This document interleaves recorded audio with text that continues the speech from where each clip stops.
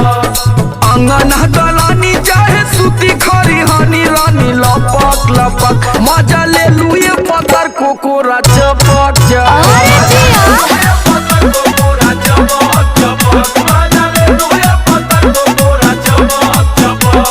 खाली हमारे गलती देलू हमरे पौला जब देखा तब लसियाई रहलू। अच्छा आज सुनावा ई मेहरारू ऐसा लसारा है ना कि मन मार के ना जाइबो ना तो ट्रक बीचवे रोड पर सड़ जाई बुझला।